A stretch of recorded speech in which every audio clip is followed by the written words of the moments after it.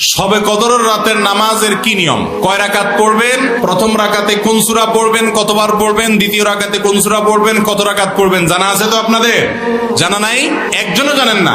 ইন্না লিল্লাহি ওয়া ইন্না ইলাইহি রাজিউন। হাজার হাজার মানুষের বিশাল সমাবেশ, আপনারা একজনও শবে কদর নামাজের নিয়ম জানেন না?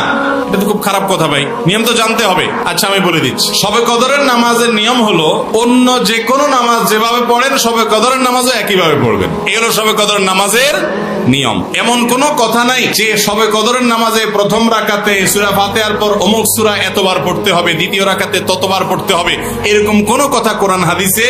এগুলা মন গড়া বিভিন্ন সিস্টেম, বিভিন্ন পদ্ধতির কথা, বিভিন্ন আপনার বাজারে নামাজ শিক্ষার বই নামে অনেক বই আছে, সব বই না, কিছু কিছু বই আছে, এইসব বইতে শবে কদরের নামাজ এত রাকাত, প্রথম রাকাতের এই নিয়ম, দ্বিতীয় রাকাতের ওই নিয়ম, এরকম বিভিন্ন কথা বলা আছে। এগুলো সব ভিত্তিহীন, মন গড়া, এগুলো কোরআন হাদিসে নাই। কোরআন হাদিসে লাইলাতুল কদরে অন্য রাতের মতো আপনি নামাজ পড়বেন, একটু লম্বা সময় নিয়ে পড়বেন। যে কোনো রাতের নামাজ, তাহাজ্জুদের নামাজ লম্বা সময় নিয়ে পড়তে হয়, দীর্ঘ রাকাত, দীর্ঘ রুকু, দীর্ঘ সিজদা, আস্তে আস্তে তেলাওয়াত, আস্তে আস্তে তাসবিহ, এবং সময় নিয়ে পড়বেন। দুই রাকাত করে পড়বেন। যে কোনো সূরা দিয়ে পড়তে পারেন, একবার পড়বেন না দুইবার পড়বেন সূরা ফাতিহার পরে সূরা, এটা আপনার ব্যাপার। কোন সূরা নির্ধারিত না। আপনি লাইলাতুল কদরের একটা জিনিস নির্ধারিত, সেটা হলো একটা দোয়া হাদিসে বর্ণিত হয়েছে।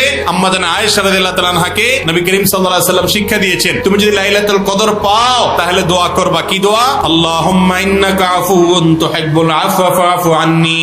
আল্লাহ আপনি ক্ষমাশীল, ক্ষমা করতে ভালোবাসেন, অতএব আমাকে ক্ষমা করে দেন। ক্ষমা করতে ভালোবাসেন, অতএব আমাকে ক্ষমা করে দেন। এই দোয়া পড়বেন লাইলাতুল কদরে। এছাড়া আল্লাহর কাছে যে কোনো দোয়া করবেন, দুই রাকাত করে নামাজ যতটুকু পারেন তৌফিকে কুলা পড়বেন। কোন সূরা কেরাত নিয়ম নির্ধারিত নাই। সারা রাত আপনি দোয়া করবেন, ইবাদত করবেন। আর এই শবে কদর পাওয়ার জন্য, শবে কদরের ইবাদতের আশায় রমজানের শেষ রাতে, শেষ 10 রাতের সবগুলোতে, বিশেষ করে বেজরগুলোতে বেশি বেশি করে করবেন। শুধু 27 তারিখকেই করবেন, অন্যগুলোতে ঘুমাবেন। এটা সুন্নাহ সম্মত লাইলাতুল কদরের তালাশ নয়।